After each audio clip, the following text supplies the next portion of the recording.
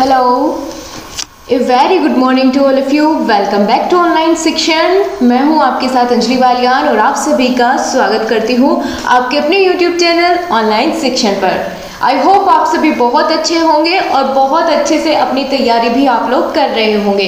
दोस्तों, आप लोगों ने जैसा कि मुझे कहा था कि मैम इंग्लिश की महामैराथन क्लास लेकर के आइए, तो बिल्कुल आपके सामने तैयार है इंग्लिश की महामैराथन क्लास। तो दोस्तों, इसको मैंने क्वेश्चंस की फॉर्म में बनाया है, ठीक है। वो इसलिए ताकि काफ़ी सारे बच्चों की शिकायत थी, हमको ये नहीं पता चलता कि आखिर क्वेश्चन में पूछा क्या गया है और उसका आंसर कैसे करना है, ठीक है। तो इसीलिए मैंने ये वाली क्लास जो रखी है, इसमें मैं क्वेश्चंस के थ्रू आपको कॉन्सेप्ट क्लियर करवाऊंगी हर एक चैप्टर का, ठीक है। लेकिन इसके बाद एक और क्लास लेकर आऊंगी मैं मैराथन ही इंग्लिश की, उसमें मैं टॉपिक वाइज कवर करवाऊंगी, ठीक है। तो आपको दोनों क्लास में बहुत तन मन धन से समझना है, सॉरी धन से नहीं, तन और मन से समझना है, ठीक है। कोई फीस आपके लिए कभी नहीं होगी किसी भी क्लास के लिए मेरी तरफ से। बस अगर आप प्यार करते हैं, आपको क्लास अच्छी लगती है, पसंद आती है, तो लाइक कर दिया करें और अपने दोस्तों के साथ शेयर कर दिया करें, वही मेरे लिए सब कुछ है, ठीक है। चलिए गाइस, फिर शुरू करें आज की क्लास को। आप सभी लोग तैयार हैं? सभी लोग एक बार थम्स अप करेंगे और वीडियो को अपने सभी दोस्तों के साथ एक बार शेयर कर देंगे। तो फिर हम शुरू करते हैं आज की अपनी क्लास को। हर एक क्वेश्चन को कैसे अटेम्प्ट करना है आपको इंग्लिश में, साथ साथ वो भी जानेंगे। और इंग्लिश का डर आपका जो आपके मन में बैठा है, उसको आप बाहर कर दीजिए, ठीक है। उसको बाहर का रास्ता दिखाइए। आपको डरने की किसी भी सब्जेक्ट में ज़रूरत नहीं है। जो मैराथन क्लास आपको दी जा रही है वो रामबाण है दोस्तों। आप उस पर उसको देख के मन में क्वेश्चन भी मत लाइए कि क्या मैम इससे हो जाएगा। मैं कह रही हूँ ना, हो जाएगा। बस आपको उतना जितना मैं आपको दे रही हूँ ना, वो बेस्ट बना लेना है, उसको बहुत अच्छे से प्रिपेयर कर लेना है। तो यकीन मानिए और फिर शुरू करें आज की क्लास को। चलिए दोस्तों, जितने भी क्वेश्चन इस क्लास में मैं आपको करवाऊंगी वो सभी अपने आप में बहुत इंपॉर्टेंट है और बहुत ही एक्सपेक्टेड है। पेपर में आपको एज इट इज़ देखने को मिल सकते हैं, ठीक है। और हाँ गाइस, कई बार आप लोग पूछते हैं कि कौन से सेमेस्टर की क्लास। मैं बता रही हूँ कि इस समय सिर्फ और सिर्फ मेरा पूरा फोकस सेकेंड सेमेस्टर वाले स्टूडेंट्स के ऊपर है। तो मैं उन्हीं के लिए हर एक क्लास ऑर्गेनाइज कर रही हूँ, तो ये सेकेंड सेमेस्टर के लिए, ओके। अब कोई कंफ्यूजन आपको नहीं होना चाहिए। चलिए शुरुआत करेंगे सबसे आसान चीज से, नाउन, ठीक है। क्वेश्चन में पूछा गया है आपसे define noun with examples. Noun क्या होता है, एग्जाम्पल्स के थ्रू आपको समझाना है, ये आपसे यहाँ पर क्वेश्चन किया गया है। तो नाउन की डेफिनेशन हर किसी को याद होगी, लेकिन फिर भी एक बार मेरे साथ आप लोग बोलिए। Noun is the name of a person, place और ए थिंग। क्या है नाउन? संज्ञा, यानी नाउन को हम हिंदी में क्या बोलते हैं? संज्ञा। किसी भी व्यक्ति, वस्तु या स्थान के नाम को हम क्या कह देते हैं? संज्ञा कहते हैं। वही हमने यहाँ इंग्लिश में लिखा है, a noun is the name of a person, place और ए थिंग, ठीक है। और एग्जाम्पल क्या होगा इसका, क्योंकि हमने यहाँ बात की है डेफिनेशन में कि नाउन क्या होता है? नाम होता है किसी भी जगह का, स्थान का, ठीक है, या फिर किसी भी वस्तु का। तो यहाँ हमने एग्जाम्पल भी तो नाम के ही देने होंगे, ठीक है ना। तो हम एग्जाम्पल भी ऐसे ही देंगे नाम वाले, जिसमें हमने किसी का नाम ले, किसी व्यक्ति का, वस्तु का या स्थान का।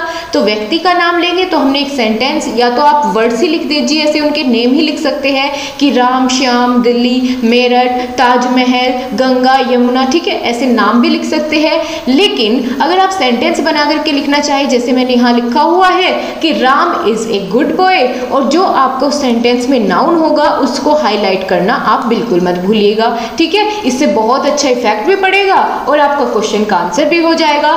तो एक तीर से दो निशाने, इंप्रेशन भी बना और नंबर भी पूरे मिल गए, ठीक है। तो आपको इस तरीके से लिखना है। यहाँ पर नाउन क्या होगा? राम होगा। राम क्यों है? क्योंकि ये नाम है किसी व्यक्ति का, ठीक है। और जहां भी किसी व्यक्ति, वस्तु का नाम आपको दिख जाए, समझ जाना वो नाउन है। दिल्ली, ठीक है, ये क्या है? किसी स्थान का नाम है। ताजमहल, ठीक है, ये भी नाम है। तो इस तरीके से आपको पहचान पाएंगे, अगर आपको कोई भी सेंटेंस दिया जाए आप उसमें पहचान पाएंगे कि नाउन क्या है, उसमें बिल्कुल पहचान पाएंगे, मुझे पूरा भरोसा है। अब अगले क्वेश्चन की तरफ मूव करते हैं। अगला क्वेश्चन आपके लिए आया, और आया तो आया, और पूछा क्या? ये पूछा कि complete the spelling of following word, ठीक है। इस वर्ड की आपको स्पेलिंग यहाँ पर बीच में मिस की गई है, वो आपको बतानी है कि यहाँ पर क्या आएगा? अब देखते हैं आप में से कौन बता पाएगा। चलिए जल्दी जल्दी से कमेंट करके इसका आंसर करिए, क्या आंसर होगा इसका। और सेकंड वाला जो वर्ड है इसको भी कंप्लीट करिए। देखते हैं कौन सबसे पहले आंसर करेगा। तो चलिए इसको पूरा करते हैं। A-PH-B-T।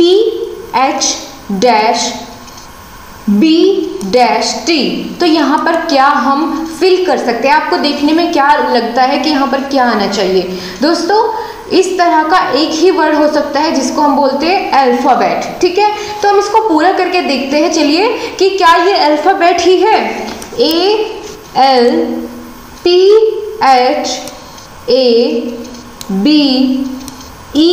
अरे वाह, ये तो पूरा हो गया, ठीक है। तो इस तरीके से हमने यहाँ पर कुछ लेटर्स फिल करने होंगे और अपना इस वर्ड को एक मीनिंगफुल वर्ड बनाना होगा, ठीक है। अब इसी तरीके से हम अगला जो यहाँ पर वर्ड दिया गया है इसको फिल करेंगे।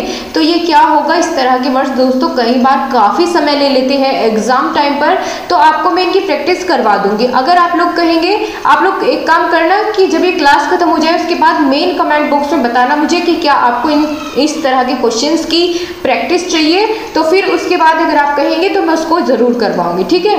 RECITATION, ठीक है। इस तरह से हम इसको फिल करेंगे और ये पूरा एक शब्द बनकर मीनिंगफुल वर्ड बनकर के तैयार हो जाएगा। अब चलिए इसी तरीके से हम अगले क्वेश्चन पर बढ़ेंगे। अगला क्वेश्चन पूछा गया है, explain the specific AIIMS of teaching English at school level. कि स्कूल लेवल पर इंग्लिश की टीचिंग करने का क्या एम होता है, ये यहाँ पर आपको बताना है, ठीक है। तो हम यहाँ पर दोस्तों जो एम बताएंगे वो किसके अनुसार बताएंगे? यहाँ हम बताएंगे अकॉर्डिंग टू थॉम्पसन एंड व्याथ, ठीक है।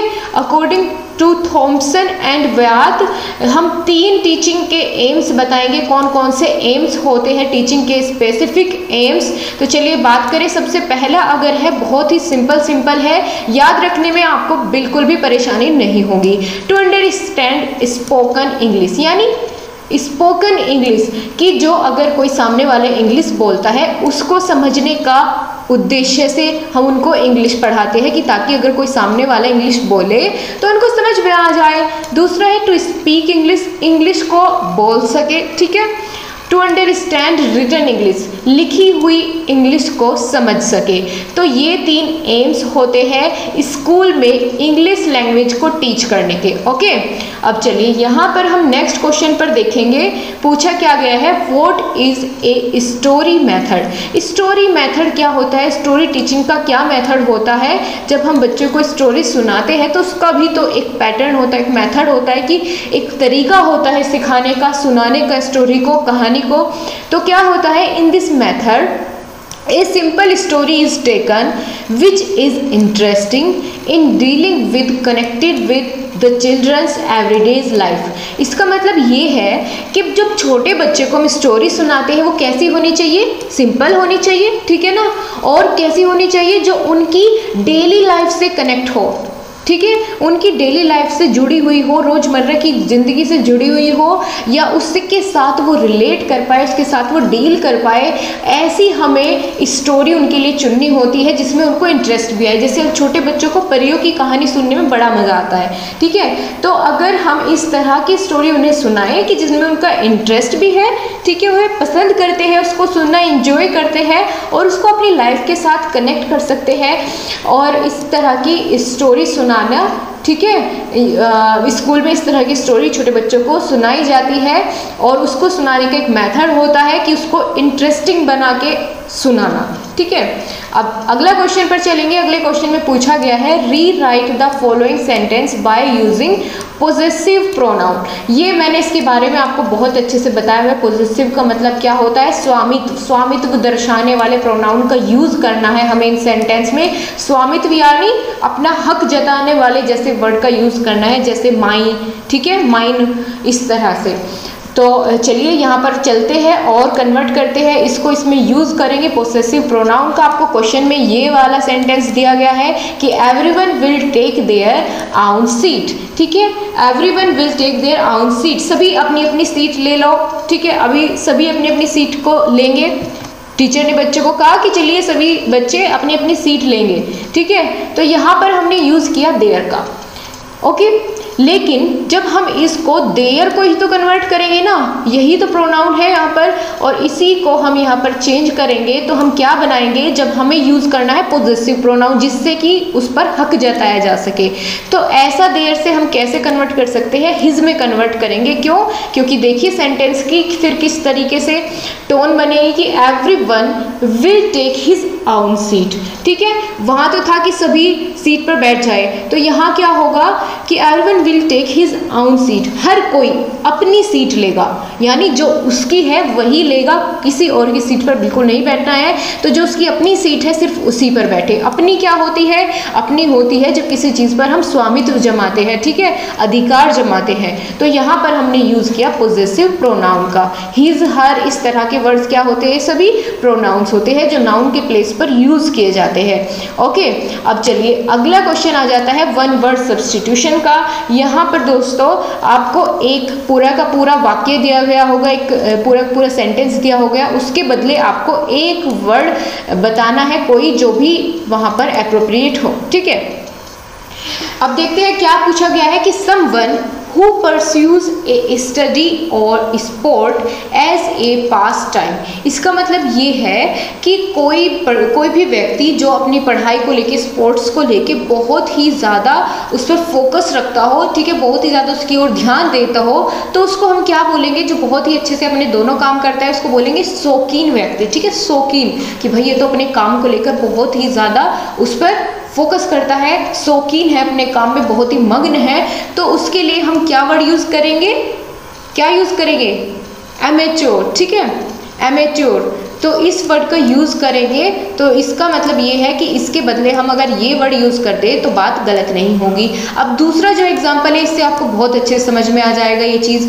जैसे ए गैदरिंग ऑफ स्पेक्टर्स और लिसनर्स एट ए परफॉर्मेंस, यानी किसी भी एक प्रदर्शन वाली जगह पे, परफॉर्मेंस यानी प्रदर्शन, कहीं प्रदर्शन हो रहा है, कोई परफॉर्मेंस कर दे रहा है अपनी, और वहाँ पर बहुत सारी भीड़ है, दर्शक है, श्रोता है, ठीक है। तो उस भीड़ में जो दर्शक श्रोता है उनको हम क्या बोल सकते हैं कि जहाँ किसी की कोई परफॉर्मेंस देखने के लिए बहुत सारी भीड़ इकट्ठी हुई है, तो हम उनको एक वर्ड में अगर बोलना चाहे तो क्या बोलेंगे? ऑडियंस, ठीक है। ऑडियंस बोल सकते हैं हम, बिल्कुल बोल सकते हैं। तो इस तरीके से हमको इन क्वेश्चंस को हैंडल करना होगा। नेक्स्ट क्वेश्चन आ जाता है डिफाइन अप्रोच। अप्रोच का मतलब होता है दृष्टिकोण, ठीक है। तो डिफाइन करना है दृष्टिकोण को। The procedure present the steps of teaching learning technically, there can be several methods within a single approach. इसका मतलब ये है दोस्तों कि हम बहुत सारे स्टेप्स को फॉलो करते हैं किसी भी एक अप्रोच को, ठीक है, मेंटेन करने में, उसको एक बनाने में। इसमें क्या होता है कि बहुत सारी तकनीकी रूप से प्रक्रिया की जाती है और बहुत सारे स्टेप्स होते हैं जिनको हम फॉलो करते हैं, और एक ही सिंगल अप्रोच के अंदर हम खूब सारे मेथड्स भी यूज़ कर सकते हैं। ये किस लिए होते हैं, किस लिए यूज़ किया जाता है ये अप्रोच या मेथड्स? ये किए जाते हैं टीचिंग को आसान बनाने के लिए, ताकि सामने वाले को चीज़ें बहुत अच्छे से समझ में आए, ठीक है। तो एक अप्रोच के अंदर हम बहुत सारे मेथड्स यूज़ कर सकते हैं। मेथड इन द सेंस कि हम बायलिंगुअल मेथड यूज़ कर सकते हैं बच्चों को समझाने के लिए, जिसमें हम 2 लैंग्वेज का यूज़ कर सकते हैं। डायरेक्ट मेथड यूज़ कर सकते हैं, जो वहाँ पर सुटेबल हो हम उस मेथड का यूज़ कर ले, ठीक है। और कैसे करें, करना कैसे है? स्टेप बाय स्टेप करना है, ठीक है। जहाँ जैसा सुटेबल हो वैसा मेथड यूज़ कर ले और स्टेप बाय स्टेप यूज़ करें, तो उसे हम अप्रोच कह देते हैं, ठीक है। समझ में आ रहा है ना? समझ में आ रहा है सभी लोगों को? Okay okay. चलिए अगला क्वेश्चन है explain the methods of teaching reading, ठीक है। Explain the method of teaching reading, यानी यहाँ पर बताना है कि रीडिंग सिखाने के कौन कौन से मेथड्स होते हैं, ठीक है। किस किस मेथड से हम रीडिंग सिखा सकते हैं, तो वो यहाँ पर आपको बताना होगा। There are following methods of reading, कौन कौन से? The alphabet method. छोटे बच्चों की बात कर रहे हैं तो बिल्कुल बेसिक से जानेंगे, क्योंकि आप जो है प्राइमरी टीचर बनने वाले हैं। तो अल्फ़ाबेट मेथड क्या होता है कि सबसे पहले तो उन्हें अल्फ़ाबेट्स को ही बोलना सिखाना होगा, उन्हीं को रीड करना सिखाना होगा अल्फ़ाबेट्स को। फिर हमें फोनिक साउंड के बारे में बताना होगा, इस मेथड को सिखाना होगा। देन लुक एंड से मेथड, कि शब्दों को देखकर पहचानने का, ठीक है। किसी भी पिक्चर को देख करके पहचानने का। Then fourth is the sentence method, पूरे सेंटेंस को रीड करने का मेथड। तो इस तरीके से हम स्टेप बाय स्टेप इन मेथड्स को फॉलो करके क्या कर सकते हैं, रीडिंग सिखा सकते हैं। ठीक है, रीडिंग सिखा सकते हैं। तो इसलिए यहाँ पर ये हुआ। अब नेक्स्ट क्वेश्चन पर हम चलेंगे। क्वेश्चन क्या है, डिफाइन डायरेक्ट मेथड। यहाँ पर दोस्तों मेथड से आपके बहुत सारे क्वेश्चंस आते हैं, ज़रूर आते हैं, हर एक ईयर में आपके क्वेश्चन पूछे गए हैं। ठीक है, मेथड्स आपके लिए बहुत महत्वपूर्ण है। और approach, first unit is must, बहुत अच्छे से मैंने आपको क्लियर भी कराई हुई है। मैं आपको इस क्लास के लास्ट में उसका लिंक दे दूंगी जहाँ मैंने आपको मेथड सिखाया है बहुत अच्छे ढंग से, आप वहाँ पर भी देख सकते हैं। तो आपको अगर थोड़ा बहुत भी कहीं डाउट होगा वो क्लियर हो जाएगा। ओके फ्रेंड्स, तो अगर आप चाहते हैं तो वहाँ पर देख सकते हैं, मैं इस क्लास के लास्ट में उसका लिंक प्रोवाइड आपको कर दूंगी। चलिए अभी हम यहाँ पर जानेंगे, यहाँ है तो यहाँ की बात करेंगे। अभी डायरेक्ट मेथड क्या होता है, तो direct method is a method of teaching a foreign language, specially a modern language through conversation. ठीक है, इसमें हमें डायरेक्ट मेथड में क्या करना होता है, हमें किसी दूसरी लैंग्वेज को, फॉरेन लैंग्वेज को जो यहाँ पर नहीं बोली जाती अपने देश में, यदि किसी ऐसी लैंग्वेज को सिखाना है, खास करके कोई मॉडर्न लैंग्वेज अगर हो, नई भाषा अगर हो, तो उसको हमें कन्वर्सेशन, ठीक है, बातचीत के या किसी डिस्कशन के या रीडिंग के थ्रू हमको उसे जब खुद से सीखते हैं, ठीक है, language itself without the study of formal grammar, उसकी ग्रामर पर ध्यान दिए बिना जब डायरेक्टली हम उसको सीखने की कोशिश करते हैं किसी भी अदर लैंग्वेज को, तो उस मेथड को हम क्या कहेंगे, डायरेक्ट मेथड कहेंगे। ठीक है, इसमें रीडिंग पर ज़्यादा फोकस किया जाता है। ठीक है, यहाँ पर रीडिंग पर ज़्यादा फोकस होता है और खुद से अगर सीखी जाए कोई भी लैंग्वेज डिस्कशन करके, रीडिंग करके, कन्वर्सेशन करके, तो उसको हम डायरेक्ट मेथड कहेंगे। अगला क्वेश्चन है, व्हाट इज लैंग्वेज गेम। ठीक है, भाषा का खेल, लैंग्वेज गेम क्या होता है। Language game, language games are an admirable way to practice language because they place language in a social context. ठीक है, the child is encouraged to use all these linguistic knowledge, capacity, activity. इसका मतलब दोस्तों ये है कि भाषा का खेल का अभ्यास कराना, ये क्या है, लैंग्वेज गेम मतलब भाषा का खेल। ठीक है, और इसको प्रैक्टिस करवाने के लिए गेम्स बना के इसको सिखाया जाता है लैंग्वेज को। यानी जैसे हम वर्ड्स की अंताक्षरी खेलते हैं इंग्लिश में, ठीक है, वो किस लिए, ताकि उसको लैंग्वेज सिखाई जा सके, उसकी वर्ड्स पर ज़्यादा से ज़्यादा कमांड बने। और अगर हम इस तरीके को अपनाते हैं तो ये बहुत ही ज़्यादा इंटरेस्टिंग होता है, बच्चों को एनकरेज करता है सीखने के लिए। ठीक है, बच्चों को एनकरेज करता है ज़्यादा से ज़्यादा सीखने के लिए, ज़्यादा से ज़्यादा वर्ड्स को याद रखने के लिए।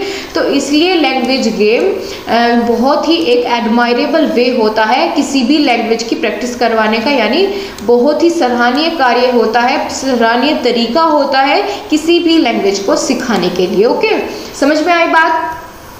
ऑलराइट गाइस, नेक्स्ट क्वेश्चन क्या होगा, what is grammar translation method. Grammar translation method से आप क्या समझते हैं। जैसा कि आप इसके नाम से ही आप जान गए होंगे कि ग्रामर ट्रांसलेशन का मतलब कि यहाँ पर हमको ग्रामर को ट्रांसलेट कर करके ही बताना है।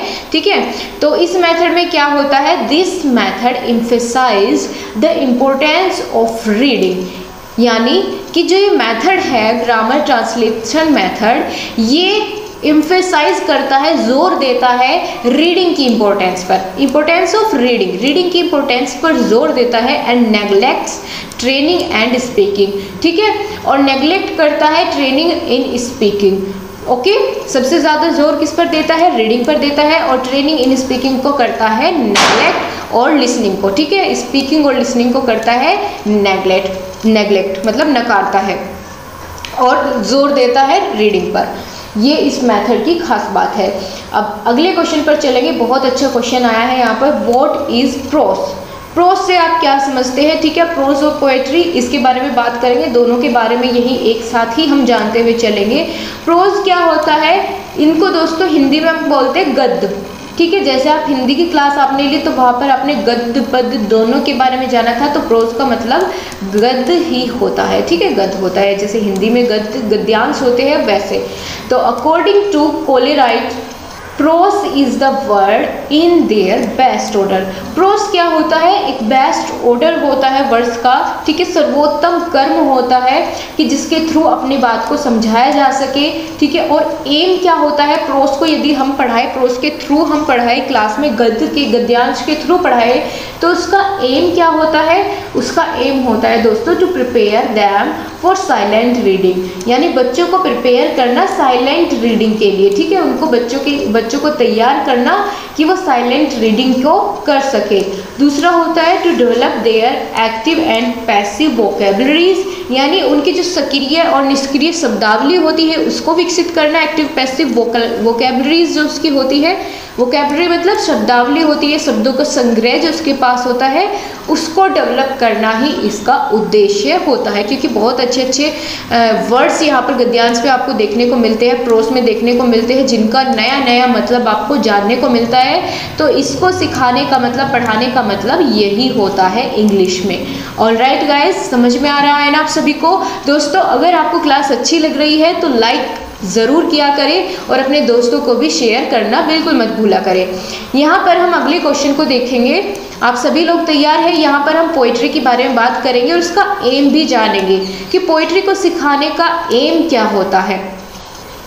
तो बात करेंगे अकॉर्डिंग टू प्रोफेसर हडसन। आपको ये 2 लाइन याद कर लेनी है दोस्तों। जब डिफाइन करने को कहा गया है तो इसका मतलब यही है कि आपको वहाँ पर मीनिंग नहीं, डेफिनेशन लिखनी है। तो यहाँ पर हम डेफिनेशन ही देंगे क्योंकि डेफिनेशन ही पूछी गई है। तो अकॉर्डिंग टू प्रोफेसर हडसन क्या होती है पोएट्री?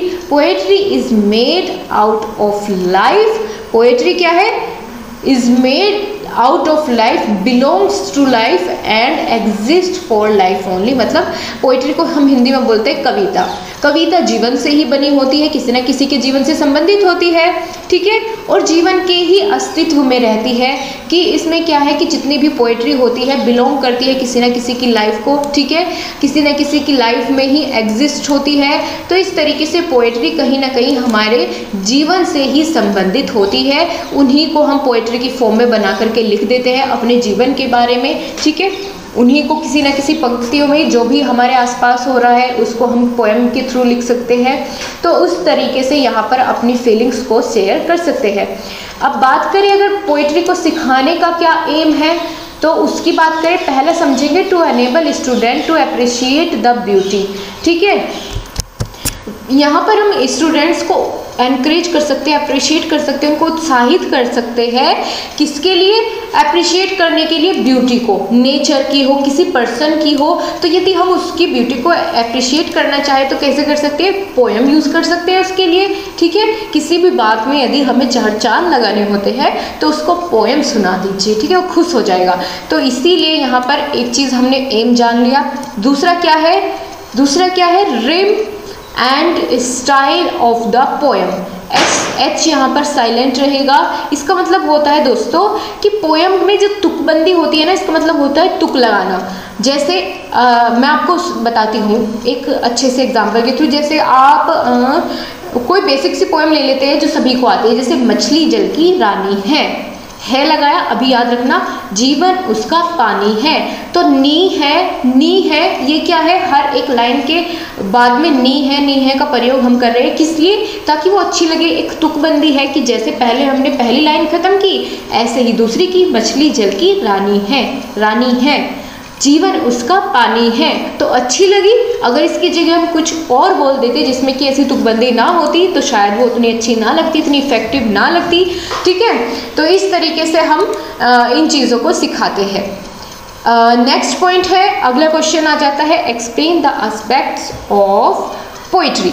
पोइट्री सिखाने के क्या एस्पेक्ट्स होते हैं वो यहाँ पर पूछे गए हैं। तो दोस्तों there are 3 aspects of poetry. कौन कौन से? पहला है इमोशनल, ठीक है, इमोशनल अटैचमेंट होता है जब हम किसी को पोएम के थ्रू कुछ भी चीज़ें एक्सप्लेन करते हैं, बताते हैं, समझाते हैं। दूसरा होता है इमेजिनेटिव होता है, और ये क्या है? रिदमिक, ठीक है, रिदमिक, एक रिदम होता है, उनके बीच में एक तुकबंदी होती है, रिदम होता है पोइट्री को, ठीक है। तो ये तीनों चीज़ों के लिए ही हम क्या करते हैं? पोइट्री को सिखाते हैं।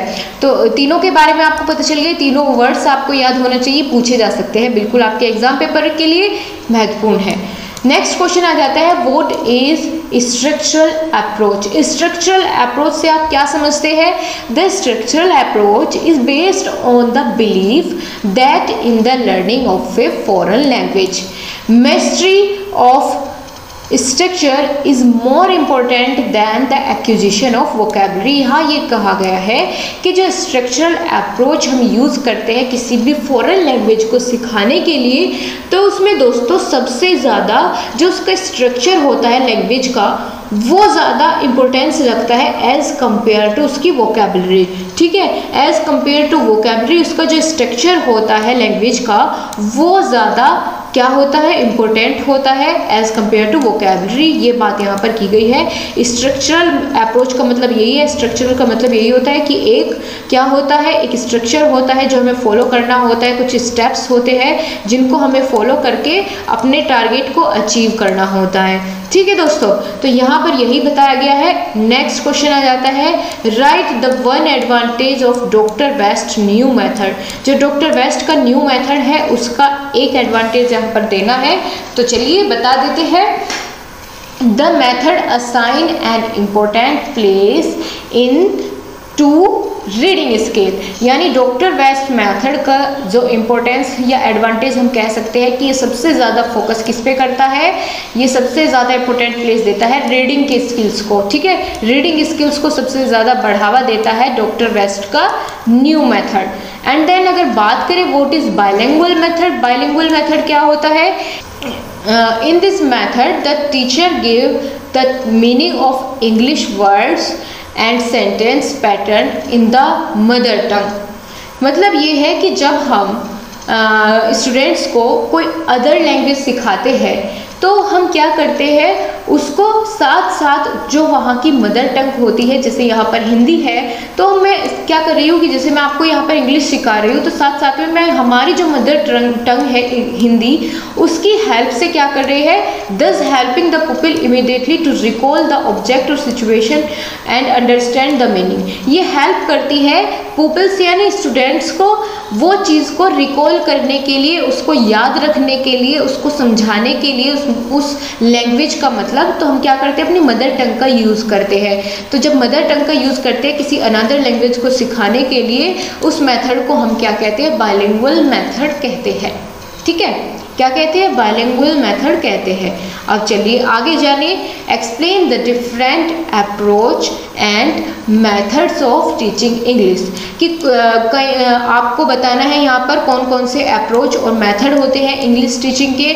तो अगर 2 नंबर में आए तो 5 से 6 आपको लिखने हैं, और अगर आता है 1 नंबर में तो आप 3 लिखेंगे तो बहुत होगा। ठीक है, अगर नंबरिंग दी गई है कि आपको 4 लिखने हैं, 5 लिखने हैं, फिर आपको उसी के अकॉर्डिंग इस क्वेश्चन को अटेम्प्ट करना होगा। लेकिन यहाँ पर नंबरिंग नहीं दी है, आपको कहा है कि डिफरेंट अप्रोच और मेथड्स के बारे में आपको बताना है जो कि हम टीचिंग इंग्लिश की टीचिंग में यूज़ करते हैं। तो चलिए बात कर लेते हैं इन मेथड्स के बारे में। पहला क्या है, स्ट्रक्चरल अप्रोच, अभी हमने इसके बारे में जाना। Then situational approach, bilingual approach, direct method, doctor West new method, audiolingual method.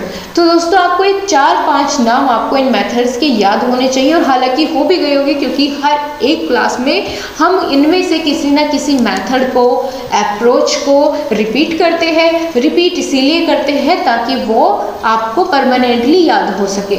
Alright, अगला क्वेश्चन आपके लिए आ जाता है दोस्तों यहाँ पर कि nickname of structural approach. Structural approach का निक नेम बताइए। तो स्ट्रक्चरल अप्रोच का अगर निक नेम आपको जानना है तो वह होता है ओरल अप्रोच। एग्जाम पेपर में पूछा हुआ क्वेश्चन है, बहुत अच्छा। स्ट्रक्चरल अप्रोच का निक नेम हो जाता है क्या, ओरल अप्रोच। ऑलराइट गाइस, अब चलिए नेक्स्ट क्वेश्चन को देखेंगे। What is communicative approach. Communicative approach से आप क्या समझते हैं, तो यहाँ अगर हम इसके बारे में बात करें कम्युनिकेटिव अप्रोच क्या होता है, तो चलिए जानते हैं इसको भी। दोस्तों the communicative approach is a learner centred approach. जो कम्युनिकेटिव अप्रोच होता है वो किस पर बेस्ड होता है, लर्नर सेंटर्ड होता है, कि जो सीखने वाला होता है उसी पर ही बेस्ड होता है। ठीक है, उसी के चारों ओर वो सेंटर्ड रहता है। In this approach everything from fluency of saying something, accuracy and appropriateness are equally important. Communicative approach में दोस्तों क्या होता है कि लर्नर पर एक तो बेस्ड रहता है, दूसरी बात यह है कि इस अप्रोच में सब कुछ डिपेंड होता है कि जब हम सामने वाले से बात करें उसमें फ्लुएंसी हो, ठीक है, फ्लुएंटली हम बोले, ठीक है, और क्या हो कि एक्यूरेसी हो, जितना बोले सही बोले, एप्रोप्रिएट बोले, ठीक है, ये सभी बातें इसमें महत्वपूर्ण है कम्युनिकेटिव अप्रोच की अगर बात करें, और ये लर्नर बेस्ड अप्रोच होता है। नेक्स्ट आगे बात करें व्हाट इज कन्वर्सेशन। कन्वर्सेशन का मतलब होता है दोस्तों बातचीत। तो क्या होती है बातचीत? बातचीत वही होती है जो भी एक या एक से दो या दो से अधिक पर्सन्स के बीच में जो भी डायलॉग बोला जाता है, जो भी बात कही जाती है, उसी को हम क्या कह देते हैं? कन्वर्सेशन कह देते हैं। तो वही हमें यहाँ लिखना है, conversation is a dialogue between two or more persons, two persons या टू और मोर पर्सन्स। इस तरीके से हम इसका आंसर करेंगे, ठीक है। समझ में आ रहा है ना सभी लोगों को? ऊपर से तो नहीं जा रहा सिर के कुछ भी। मैं कोशिश कर रही हूँ कि बहुत अच्छे से हर एक क्वेश्चन को एक्सप्लेन करूँ।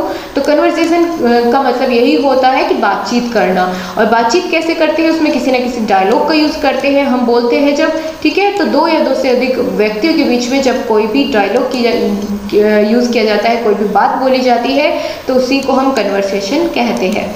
नेक्स्ट क्वेश्चन है which write one objective of structural approach. Structural approach का एक ऑब्जेक्टिव यहाँ पर आपको बताना होगा। तो चलिए बताते हैं। स्ट्रक्चरल अप्रोच का objective to teach the 4 fundamental skills namely over an essential vocabulary of about 3000 words for active use।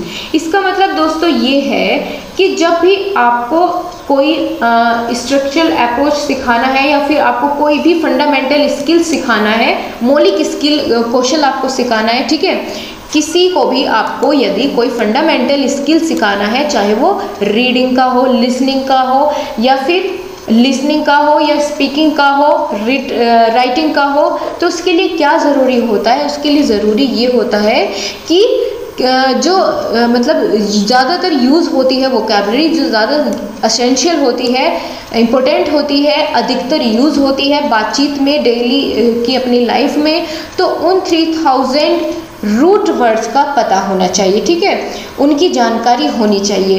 तो अगर 3000 रूट वर्ड्स अगर कोई जानता है तो फिर उसको हम सिखा सकते हैं कोई भी फंडामेंटल स्किल्स को। तो यही बात थी, यही ऑब्जेक्टिव था किसका? स्ट्रक्चरल अप्रोच का ऑब्जेक्टिव, ठीक है, यानी उसको इतनी चीज़ें पहले आनी चाहिए, फिर उसके बाद हम उसको कोई भी स्किल सिखा सकते हैं। Next question, very simple but more effective. बहुत अच्छा क्वेश्चन है, बहुत ज़्यादा इम्पोर्टेंट है। कैसे? How many vowels in A to Z, कि जो आपके दोस्तों A to Z आपके अल्फ़ाबेट्स होते हैं, उनमें कितने वोवेल्स होते हैं? क्या आप लोग जानते हैं? बिल्कुल, आपको 3rd, 4th, 5th क्लास में ही सिखा दिया जाता है। तो वोवेल्स कितने होते हैं? 5। There are 5 vowels in A to Z alphabets. कौन कौन से होते हैं सभी लोग जानते होंगे, चलिए फिर भी मैं आपको बताऊंगी। A, E, I, O, U, कितने हुए? 5 वोवेल्स होते हैं इंग्लिश लैंग्वेज में A से Z के बीच में, ठीक है। अब चलिए यहाँ पर आपके लिए क्वेश्चन आ गया है, बहुत अच्छा सा क्वेश्चन में पूछा गया है, rearrange the jumbled word by letter in correct alphabetical order. Question ध्यान से पढ़ना है तभी आंसर करना है। कहा क्या गया है यहाँ पर? यहाँ पर दोस्तों ये कहा गया है कि जो ये आपको अल्फ़ाबेट्स दिए गए हैं ना, ये आपको अल्फ़ाबेट्स दिए गए हैं या लेटर्स दिए गए हैं, इनको आपको अल्फ़ाबेटिकल ऑर्डर में अरेंज करना है। अल्फ़ाबेटिकल ऑर्डर मतलब असेंडिंग ऑर्डर में, कि जैसे A पहले आता है कि B पहले आता है, इस तरीके से हमको जो भी पहले आता है उसके हिसाब से इनको अरेंज करता है। मैं आपको एक करके दिखाऊंगी, बाकी 2 आपने खुद से करने हैं। ऑलराइट गाइस, कर पाएंगे? चलिए, अब अगर नहीं कर पाएंगे तो मैं आपको सिखा देती हूँ। जैसे NPOLM की अगर बात करें तो जब हम ABCDEFGHIJ के एलिमेंट Z तक ऐसे पढ़ते हैं तो कौन सा अल्फ़ाबेट इनमें से पहले आता है? L आएगा ना, सबसे पहले L आएगा। देन उसके बाद अगर इन 5 में से देखें, L तो चलो हमने यूज़ कर लिया, ठीक है, L हम यूज़ कर चुके हैं। इन 4 में अब देखना है कौन पहले आएगा। तो L के बाद फिर अगर इन 4 में देखें हम तो M आएगा, ठीक है, M हमने हटा दिया, इसको भी हटा देते हैं। अब इन 3 अल्फ़ाबेट के बीच आपको देखना है N, P ओ, तो कौन सा अल्फ़ाबेट आएगा? एन आएगा, देन ओ आएगा और उसके बाद आ जाएगा पी। यहाँ पर आपको कोई वर्ड नहीं बनाना है, सिर्फ और सिर्फ इनको अरेंज करना है अल्फ़ाबेटिकल ऑर्डर में, ठीक है। अब आपको इन दोनों के आंसर कमेंट बॉक्स में करने हैं, ये मैं आपको नहीं बताऊंगी, ठीक है दोस्तों। चलिए अब इनको कमेंट बॉक्स में जल्दी से बताइए, इनको अरेंज करके अल्फ़ाबेटिकल ऑर्डर में। अब इसी तरीके से यहाँ पर अगला क्वेश्चन में क्या पूछा गया है, how many consonant in A to Z, A से जेड तक कितने कॉन्सोनेंट होते हैं। कॉन्सोनेंट से आप क्या समझते हैं? देखिए आपकी जो इंग्लिश अल्फ़ाबेट्स होते हैं वो कितने होते हैं? 26 होते हैं, ठीक है। 26 अल्फ़ाबेट्स होते हैं, उनमें से 26 में से 5 हो जाते हैं वोवेल्स, जिनके बारे में हमने अभी बात की, ठीक है। 5 वोवेल्स हो जाते हैं और बाकी जितने बचते हैं वो हो जाते हैं यहाँ पर कॉन्सोनेंट। तो जब 26 में से 5 लेस हम करेंगे, 5 लेस क्यों करेंगे? क्योंकि वोवेल्स हैं, इनको बाहर निकाल दीजिए। जब वोवेल्स को बाहर निकालेंगे तो क्या बच जाएगा? 21 कॉन्सोनेंट बच जाएंगे, ठीक है। कॉन्सोनेंट कितने बचेंगे? 21 बचेंगे। अब आपको समझ में आ गया, गलत नहीं होना चाहिए एक भी क्वेश्चन, ठीक है दोस्तों। वो बस थोड़ा सा ध्यान देने की ज़रूरत है, आप खुद ही कर जाएंगे, आपको डरने की तो ज़रूरत किसी से है ही नहीं। यहाँ पर दोस्तों इस तरह के क्वेश्चन बहुत सिंपल आपके पेपर में पूछ लिए जाते हैं, ठीक है। तो ये मैंने इसलिए ही यहाँ पर इंक्लूड किए हैं कि कभी आपका इनकी तरफ ध्यान ना जाए और आप आते आते क्वेश्चन को छोड़ जाए। तो यहाँ हम ऐसा बिल्कुल नहीं होने देंगे, हर एक चीज़ को क्लियर करेंगे जो आपके सिलेबस में है। राइट 5 नेम्स ऑफ वेजिटेबल्स, 5 सब्जियों के नाम बताइए। क्योंकि आपको दोस्तों यहाँ पर ये चेक किया जा रहा है कि आप क्या प्राइमरी टीचर बनने के लायक है। क्योंकि आपने कई बार देखा ना, न्यूज़ में हमने कई बार देखा होगा कि कुछ टीचर्स ऐसा बोलना नहीं चाहिए, लेकिन पता नहीं कैसे होता है ये सब चीज़ें, कि उसमें दिखाते हैं कि कई सारे टीचर्स ऐसे थे कि जिनको मंडे की स्पेलिंग नहीं आती थी, जिनको किसी भी वेजिटेबल का स्पेलिंग नहीं आती थी सही से लिखना, और वो टीचर थे। तो आप बताइए कि अगर ऐसा कोई टीचर बन जाए तो क्या वो बच्चों के भविष्य को सुधारेगा या और ख़राब करेगा, ठीक है। तो आप सभी भावी अध्यापक होने वाले हैं, ठीक है। आप सभी भावी अध्यापक हैं, बहुत ही जल्द अध्यापक बनने वाले हैं। तो इन सभी बेसिक चीज़ों के बारे में आपको नॉलेज होनी चाहिए, भले ही वो एग्ज़ाम में पूछी भी ना जाए तब भी पता होना चाहिए आपको। लेकिन यहाँ तो एग्ज़ाम में पूछी जा रही है, फिर तो आपको डेफिनेटली पता होनी चाहिए। आगे अगर आपको ही नहीं आएगी तो सिखाएंगे क्या, ठीक है। तो चलिए यहाँ पर हम बात कर लेते हैं 5 वेजिटेबल्स के नेम। स्पेलिंग पर ज़्यादा फोकस करना है, यहाँ पर आपसे स्पेलिंग गलती हो इसीलिए एग्जामिनर चाहता है कि आप इनको लिखें और गलत करें, लेकिन ऐसा नहीं होने देना है। चलिए 2-4 जो आपको सिंपल लगे आप उनको ही याद कर लीजिए, ठीक है। अगर ज़्यादा बड़ी स्पेलिंग आप नहीं लिख सकते तो छोटे छोटे जो आपको, ये इतने सिंपल ही मैंने आपके लिए लिखे हैं, जैसे पोटैटो, POTATO पोटैटो, ठीक है। P मटर, टोमेटो, TOMATO टमाटर, जिंजर, GINGER अदरक, कैरेट, CARROT कैरेट। कैरेट का मतलब क्या होता है बताइए? कैरेट किसे कहते हैं हिंदी में? अगर इसका मतलब पूछ लिया जाए बता पाएंगे? गाजर, बिल्कुल बता पाएंगे, इतना हार्ड थोड़े ना पूछा है कुछ। और right 5 name of wild animal, wild animal के नाम बताइए। वाइल्ड एनिमल मतलब जंगली जानवर, तो बता देते हैं, जैसे लायन, LION लायन, और elephant, ELEPHANT elephant, fox, wolf, लोमड़ी, WOLF, बियर भालू। तो इस तरीके से आपको 5 तो मिनिमम ये याद ही होने चाहिए, बर्ड्स के नेम, एनिमल्स के नेम, फ्रूट्स के नेम, वेजिटेबल्स के नेम, ठीक है। और हाँ, आपको डेज के नेम भी याद रखने हैं, सिर्फ नेम नहीं, उनकी स्पेलिंग से मतलब है यहाँ पर, ठीक है। Right 5 name of birds, birds के 5 के नाम अगर आपको पूछे जाए तो आप क्या लिखेंगे? जैसे pigeon, PIGEON, parrot, PARROT, CROW, owl, cock. आप जो है कमेंट बॉक्स में जो भी आपको याद हो इनसे अलग अगर आप बताना चाहते हैं बिल्कुल बता सकते हैं, कमेंट बॉक्स में आंसर करते रहिए जिनके भी आपको नाम पता है, ठीक है। ज़रूरी नहीं कि आप जो मैं आपको ये बता रही हूँ वही आप लिखें, जो आपको उस समय पर याद आए वही लिख लीजिए। लेकिन अगर याद नहीं है तो प्लीज़ कृपया करके उनको याद कर ले, 5 तो मिनिमम आपको याद कर ही लेने हैं, ठीक है। अब यहाँ पर बहुत ही छोटी लेकिन मोटी बात आती है, वो कैसे? क्योंकि यहाँ पर दोस्तों आपसे ज़्यादातर 11 to 20 के बीच में फिगर्स पूछ ली जाती है वर्ड्स में, ठीक है। जैसे आपसे पूछ लिया 17 की इस आपको वर्ड्स में उसकी स्पेलिंग लिखनी है तो कैसे लिखेंगे, इस तरह के क्वेश्चन आ जाते हैं। और हड़बड़ाहट में क्या होता है, जल्दी लिखने के चक्कर में गलत हो जाता है। तो ऐसा नहीं करना है, एक बार सभी को लिख के प्रैक्टिस कर लेनी है, भले ही आपको आते हैं या नहीं आते हैं, ठीक है। क्योंकि आपके सिलेबस में है तो ज़रूरी है आपको कि एक बार आप प्रैक्टिस करें, ओवर कॉन्फिडेंट फील ना करें कि मुझे तो ये सब आते हैं। एक बार आपको प्रैक्टिस इनकी करनी ही करनी है। तो चलिए एक बार हम देख लेते हैं हर किसी को। जैसे 11 की स्पेलिंग क्या होगी, ELEVEN 11। 12 की क्या होगी, TWELVE 12। 13 THIRTEEN, ठीक है। 14 FOURTEEN। 15 FIFTEEN। 16 17 7 लिखना, आगे TEEN 8 लिखा, ठीक है। EIGHTEEN 18। 19 20, फिर यहाँ पर इसके बाद 1 2 3 21 22 23, वैसे ही आपको इसको आगे कंटिन्यू करना है। और जहाँ तक भी पूछा जाए आप बता पाएंगे। मुझे ये श्योरिटी चाहिए क्योंकि मैं बिल्कुल नहीं आपको एक भी नंबर कहीं करने दे सकती हूँ, क्योंकि आपको इसकी प्रैक्टिस करनी पड़ेगी, ठीक है। मेरे कहने से आप करिए, एक बार लिख करके देख लीजिए, बस मुझे तसल्ली हो जाएगी। अगर आप एक बार इनको लिख देंगे तो मुझे पता चल जाएगा कि अब यहाँ से तो आपका नंबर बिल्कुल नहीं कटने वाला। ओके, तो चलिए अब नेक्स्ट क्वेश्चन देखिए। Right one example of simple sentence. कोई भी एक सिंपल सेंटेंस आपको यहाँ पर लिख देना है, ठीक है। जैसे मैंने यहाँ पर लिखा है आई रीड ए बुक, मैं एक किताब पढ़ती हूँ। तो बहुत सिंपल सा सेंटेंस मैंने यहाँ पर लिखा। आप कुछ भी लिख सकते हैं, जैसे माय नेम इज अंजलि, ठीक है। माय नेम इज नीलम, कुछ भी आप लिख सकते हैं। कोई भी सिंपल सेंटेंस अगर आपसे ऐसे पूछ ले जाए कि right one example of simple sentence, बिल्कुल आपके जो मन में आए आप वो सेंटेंस बना करके यहाँ पर लिख दीजिए, आपको मिल जाएगा नंबर। सिंपल होना चाहिए बस सेंटेंस। अब चलिए यहाँ पर आगे क्वेश्चन आया है, बहुत अच्छा क्वेश्चन है और यहाँ से आपको कई सारे कॉन्सेप्ट क्लियर होने वाले हैं। कैसे, चलिए देखिए।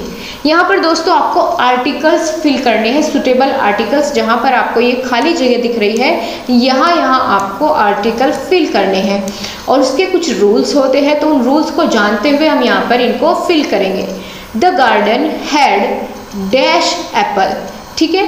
The garden had dash Apple, इसका मतलब क्या हुआ कि गार्डन में सेब के पेड़ है। तो जब हम एप्पल पढ़ रहे हैं, ठीक है, एप्पल किससे स्टार्ट होता है, ए से, ठीक है। जो भी वर्ड्स ए से शुरुआत होते हैं जिनकी, या वोवेल्स से शुरुआत होती है, उनके साथ हम क्या यूज़ करते हैं, उनके साथ हम यूज़ कर सकते हैं एन का, ठीक है। एन एप्पल, क्यों किया हमने एन का यूज़, क्योंकि जो इसके आगे आने वाला वर्ड है, ये जो एप्पल लिखा हुआ है, इसमें क्या हुआ है, ए की साउंड है, ठीक है। ए से शुरुआत हो रही है, या जो भी लेटर्स जो है, जो भी वर्ड्स AEIOU, इन 5 वोवेल्स से शुरू होंगे, ठीक है, या इनकी साउंड देंगे, तो वहाँ पर हम आंख बंद करके एन का यूज़ कर देंगे, ठीक है। तो आपको समझ में आया एन आर्टिकल का यूज़ हमें कहाँ कहाँ करना है, कि जहाँ भी आपको AEIOU दिख जाए वहाँ पर जल्दी से क्या करना है, एन लगा देना है, ठीक है। तो यहाँ पर क्या आएगा, the garden had an apple tree, एक फिल हो गया। देन आगे चले, यहाँ क्या होगा, डैश आया है, Apple tree dash orange tree. Orange को जब हमने बोला तो आपको कुछ लगा यहाँ पर, जो मैंने अभी रिपीट किया था कि AEIOU देखना है, तो आपको दिख गया यहाँ पर ओ से ही बना है ऑरेंज, तो यानी यहाँ पर ओ का यूज़ हो गया, वोवेल है, तो हमने यहाँ पर क्या यूज़ कर लिया, एन का यूज़ कर लिया, वोवेल है, ठीक है। आगे बढ़े, N orange tree and dash गवावा tree. गवावा में तो भाई कोई भी वोवेल नहीं आता है, तो हम यहाँ पर क्या यूज़ करें दोस्तों, जितने भी बचे हुए कॉन्सोनेंट होते हैं वहाँ पर फिर हम क्या यूज़ कर देते हैं, ए का। अगर एन का यूज़ नहीं हो रहा है तो हम ए का यूज़ वहाँ पर कर देते हैं। लेकिन आप अब सोचेंगे कि दा का यूज़ हमें कहाँ करना है, दा भी तो एक आर्टिकल है दोस्तों। इसमें यहाँ पर हमने क्वेश्चन के अकॉर्डिंग फिल कर लिया है, दा का यूज़ करना मैं आपको अभी थोड़ी देर में आगे, इसके लिए मैंने इसी वजह से क्वेश्चन रखा है कि जहाँ पर हम ए, एन और दा का तीनों का यूज़ करना बहुत अच्छे से थोड़ा सा डीपली सीखेंगे, ठीक है। यहाँ पर अभी क्वेश्चन तक ही सीमित रखते हैं ताकि आपको समझ में आए कि जहाँ भी AEIOU यानी वोवेल्स दिखे वहां पर आप एन का यूज करेंगे और बाकी बचे कॉन्सोनेंट की जगह ए का यूज करेंगे, ठीक है। एन वोवेल्स की जगह और a consonant. Next question is what is our national game, हमारा राष्ट्रीय खेल कौन सा है भारत का, तो आप जानते हैं हॉकी है, ठीक है। हॉकी हमारा क्या है, राष्ट्रीय खेल है। अगले क्वेश्चन की तरफ हम यहाँ पर मूव करते हैं। Right advantage of reading A loud, ठीक है। जोर जोर से बोलकर पढ़ने का क्या एडवांटेज होता है, क्या आप लोग जानते हैं कि अगर हम रीडिंग करें और उसको ज़ोर ज़ोर से बोल करके करें तो उसका क्या कोई एडवांटेज हो सकता है, उसकी क्या कोई खास बातें हो सकती है, अच्छी बातें हो सकती है? हाँ, हो सकती है। कौन कौन सी? जैसे reading allowed helps the student building improving vocabulary, ठीक है, कि यदि हम ज़ोर ज़ोर से बोल के किसी चीज़ को किसी मटेरियल को रीड करते हैं तो उससे क्या होता है कि वोकैबुलरी इम्प्रूव्ड होती है, ठीक है, वोकैबुलरी इम्प्रूव होती है। और दूसरा क्या होता है, स्टिमुलेटिंग इमेजिनेशन की जो पावर होती है वो बढ़ती है। And increasing reading fluency, reading की फ्लुएंसी भी इंक्रीज होती है। इसीलिए क्या होता है, जब हम छोटे बच्चों को क्लास में पढ़ाते हैं तो उनसे रीडिंग ज़्यादा करवाने पर फोकस करते हैं, इसी वजह से। नेक्स्ट क्वेश्चन है give a advantage of silent reading. ये तो हमने बात की थी कि ज़ोर ज़ोर से बोलकर रीड करने के लिए, यहाँ पर साइलेंट यानी मन ही मन, तो उसका भी क्या कोई एडवांटेज हो सकता है? हाँ, बिल्कुल हो सकता है, क्योंकि आपको पता है दोस्तों कि हर एक चीज़ के कुछ ना कुछ पॉजिटिव पॉइंट ज़रूर होते हैं और नेगेटिव भी होते हैं। तो अगर यहाँ पर पूछे गए हैं साइलेंट रीडिंग का कोई भी पॉजिटिव पॉइंट बताइए, क्या कुछ अच्छा होता है साइलेंट रीडिंग करने से, तो वह यह होता है कि it is a quicker and therefore saves time, ठीक है, कि अगर हम साइलेंट रीडिंग करेंगे तो बहुत जल्दी से हो जाएगी और टाइम बचेगा हमारा, तो ये इसका एडवांटेज हो जाता है। नेक्स्ट क्वेश्चन आता है what do you mean by part of speech. Part of speech से आप क्या समझते हैं, ठीक है, पार्ट ऑफ स्पीच से आप क्या समझते हैं? पार्ट ऑफ स्पीच से हम अभी आपको बताएंगे क्या आप समझेंगे कि the major category into which the vocabulary of a language, यहाँ पर टी लगा लीजिए, ठीक है, the vocabulary of a language is divided are known as part of speech, यानी जितनी भी वोकैबुलरी होती है उसको हम कुछ स्टेप्स में, कुछ हिस्सों में उसको डिवाइड कर देते हैं। किसी भी लैंग्वेज की वोकैबुलरी को कुछ पार्ट्स में डिवाइड कर देते हैं अपनी सहूलियत के लिए, ताकि हम उनकी पहचान कर सकें, तो उससे ही हम क्या कह देते हैं, पार्ट ऑफ स्पीच, ठीक है। यानी स्पीच के पार्ट जो भी हम बोलते हैं, स्पीच यानी जो भी हम बातचीत करते हैं उसके यदि हम पार्ट्स कर दें वही पार्ट्स ऑफ स्पीच कहलाते हैं। तो there are 8 in numbers in English language. English language में 8 होते हैं पार्ट्स ऑफ स्पीच। कौन कौन से, चलिए जान लेते हैं। पहला नाउन, नाउन मतलब संज्ञा, जिसके बारे में हमने बहुत अच्छे से अभी जान लिया है और पहले भी इसकी क्लास आपकी हो चुकी है बहुत डिटेल में। दूसरा बात करें प्रोनाउन, सर्वनाम, ठीक है, इसकी भी क्लास आपकी हो चुकी है बहुत अच्छे से, हम यूज जान चुके हैं कहाँ कैसे करना है प्रोनाउन का। देन थर्ड है वर्ब, ठीक है, क्रिया। And fourth one is adjective, विशेषण, एडवर्ब क्रिया विशेषण, प्रीपोजिशन संयोजन, ठीक है, और कंजक्शन, और यहाँ पर क्या कहा गया है, और क्या कहा गया है, इंटरजेक्शन यानी संयोजन, हस्तक्षेप। यानी इन सभी को यदि हम देखें कि एक स्पीच में इन सभी का मिक्सअप होता है, ठीक है, नाउन होता है, प्रोनाउन होता है, वर्ब का भी हम यूज़ करते हैं बातचीत करते समय, एडवर्ब, प्रीपोजिशन, कंजक्शन, किसी भी वाक्य को जोड़ने के लिए कंजक्शन का यूज़ करते हैं। तो हम इन सब का जब यूज़ करते हैं बातचीत करते हुए तो इन्हीं को हमने अलग अलग कैटेगरीज में बांट दिया है अपनी सहूलियत के लिए, और ये 8 तरह की होती है। 8 के नाम मैंने आपको बता दिए, noun, pronoun, verb, adjective, adverb, preposition, conjunction, interjection, ठीक है। आपको 8 के 8 नाम आपको ये याद रखने हैं। आगे हम बढ़ेंगे, अगला क्वेश्चन आ जाता है, बहुत अच्छा क्वेश्चन है कि explain the kinds of gender. Gender के काइंड्स हमको बताने हैं, तो there are 4 kinds of gender. कौन कौन से? पहला है मस्कुलिन जेंडर, ठीक है, मस्कुलिन जेंडर क्या होता है, यानी मेल सेक्स, मर्दाना, या फिर आप कह सकते हैं कि जो पुरुष जाति से बिलोंग करते हैं उसको हम बोलेंगे, चाहे वो जानवर हो, मनुष्य हो, कुछ भी हो जिसकी हम क्या कर सकते हैं, लिंग डिसाइड कर सकते हैं कि भाई ये पुल्लिंग है, ठीक है, पुल्लिंग। उसकी अगर बात करें जैसे मैन, एग्जाम्पल भी आप साथ साथ दे सकते हैं, मैन, डॉग, हॉर्स, ठीक है, इस तरीके से। तो ये हो जाता है मस्कुलिन जेंडर यानी मेल सेक्स। अगर बात करें फेमिनाइन सेक्स यानी फीमेल, फीमेल से जो रिलेटेड होता है यानी स्त्रीलिंग, स्त्रीलिंग वो क्या होती है, जो भी जैसे वुमेन, कैट, आपको एग्जांपल इंग्लिश में ही देने होंगे क्योंकि आप इंग्लिश पढ़ रहे हैं, okay. And then common gender, common gender मतलब सामान्य जो लिंग होता है, जो कि जिनमें हम एकदम से पहचान नहीं कर पाते कि ये लड़का है या लड़की है। जैसे हमने बोल दिया कि there are many children in a classroom, कि क्लास में बहुत सारे बच्चे हैं, अब उसमें लड़के भी होंगे और लड़कियां भी होंगी। हम पॉइंट नहीं कर रहे हैं कि वो लड़की है लड़का है, क्योंकि हमने चाइल्ड कह दिया, बच्चा है, हमें नहीं पता कि लड़की है या लड़का है। स्टूडेंट लड़की के लिए भी यूज़ होता है और लड़के के लिए भी यूज़ होता है, ठीक है। तो ये मेल और फीमेल दोनों के लिए यूज़ होते हैं ये वर्ड्स, इनको हम क्या कर लेते हैं, कॉमन जेंडर में रख देते हैं। Then fourth one is neutral gender, जिनका कोई भी जेंडर नहीं होता, जैसे पेन, बुक, ठीक है, इस तरह से इनका कोई भी जेंडर नहीं होता, इनको हम तटस्थ लिंग हिंदी में बोल सकते हैं, ठीक है। तो आपने जान लिया कितने जेंडर्स होते हैं, इंग्लिश में 4 होते हैं, मस्कुलिन, फेमिनाइन और कॉमन और न्यूट्रल जेंडर, ठीक है। अब आ जाते हैं बहुत अच्छे टॉपिक पर, आर्टिकल्स। गिव द आर्टिकल्स, इसकी डिटेल्ड क्लास भी मैं आपकी लूँगी जब आपकी मैराथन एक और क्लास आएगी इंग्लिश की, जिनमें मैं पॉइंट टू पॉइंट हर एक टॉपिक को कवर करूँगी। ये यहाँ पर आपको क्वेश्चंस के थ्रू समझाने की कोशिश थी मेरी, कि मैं आपको बहुत अच्छे से क्लियर कर पाऊँ कि क्वेश्चन को आपको अटैम्प्ट कैसे करना है, उसका आंसर कितना बड़ा होना चाहिए और कैसा होना चाहिए, ठीक है। और साथ साथ हमने ये भी जाना, और कई सारे तो आपके से टॉपिक ही क्लियर हो गए हैं इन क्वेश्चंस के थ्रू ही।